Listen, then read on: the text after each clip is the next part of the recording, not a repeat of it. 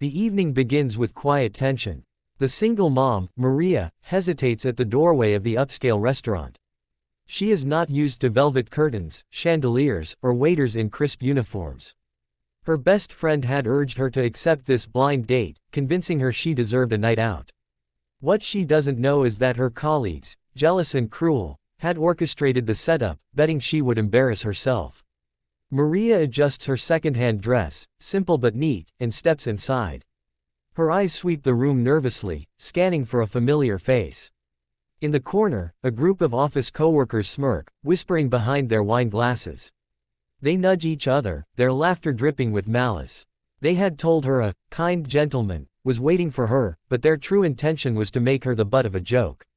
The maitre d' leads her to a table in the center of the restaurant. The spotlight of the chandelier makes her feel even smaller, more exposed. She places her purse carefully on her lap, clasping her hands to hide their trembling. Her heart beats louder with every second, afraid she'll be stood up. Meanwhile, outside, a sleek black car pulls up. From it steps Alexander Reed, a man known in business circles as a ruthless yet brilliant CEO. Widowed, raising his young daughter alone, he's weary of fake smiles and gold diggers. A friend had convinced him to try a blind date tonight, but he has no idea he's walking into a staged humiliation. When he enters, his commanding presence silences the room for a moment. The group of gossiping coworkers widen their eyes in disbelief. He's actually here. Maria looks up, her breath hitching. Their eyes meet, and the story truly begins. Alexander pauses as he reaches the table. He notices the mockery from the corner, the stifled giggles, the cruel stares aimed at Maria. In that instant, something in him shifts. Rather than turning away, he pulls out the chair and sits across from her with unexpected gentleness. "Maria?" he asks, his voice calm yet warm. She nods nervously, whispering, "Yes." At first, she expects the usual judgment, disappointment, excuses to leave. But instead, he leans forward, genuinely curious.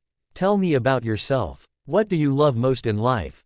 Her surprise is visible. She stammers at first, but as minutes pass, her words flow.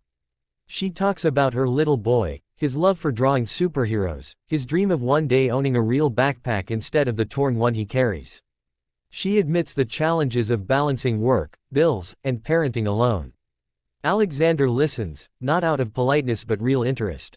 For years he's been surrounded by women who only ask about his wealth, his cars, his power. Yet here is a woman speaking about struggles, hope, and love for her child. She has no idea who he really is, and he finds that refreshing. Maria, in turn, feels herself relaxing. His questions aren't condescending, his eyes don't hold pity but respect.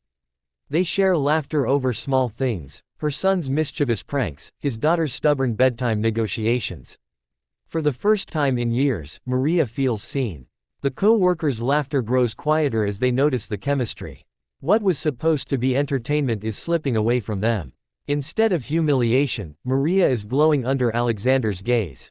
The restaurant seems to fade, leaving only two people discovering each other across a simple dinner table. The meal winds down, but the tension in the room doesn't. Maria's coworkers whisper louder now, waiting for Alexander to stand and mock her, to walk away and prove their cruel bet right. But what happens next freezes everyone. Alexander pushes back his chair and rises. He doesn't look at the coworkers, he looks only at Maria. Reaching for her hand, he gently helps her stand beside him. The restaurant falls silent, curious eyes turning toward the unexpected scene. "This woman," Alexander begins, his voice steady and carrying through the room, "is the most real and genuine person I've met in years." Maria's eyes widen. She shakes her head slightly, afraid he's about to reveal the joke. But instead, he continues. "While others waste their lives laughing at goodness and sincerity, she has shown me something I thought I'd lost. A reason to believe in love, in trust, in family again." Gasps ripple through the tables. The coworkers shift uncomfortably, their smirks wiped away. Alexander then does something no one expects, he lowers himself onto one knee. There is no ring, only truth in his words. "Maria," he says softly, his eyes never leaving hers, "I won't pretend this is traditional. But I know what I feel. Will you give me the honor of building a future with you and your child? Not as a joke, not as a story, but as a promise." Tears brim in Maria's eyes. The room holds its breath. The woman who came expecting humiliation is suddenly cherished before everyone. The scene ends with her covering her mouth, whispering through tears, "Yes." The co-worker's laughter dies completely, replaced with stunned silence as love, dignity, and poetic justice triumph in the most unexpected way.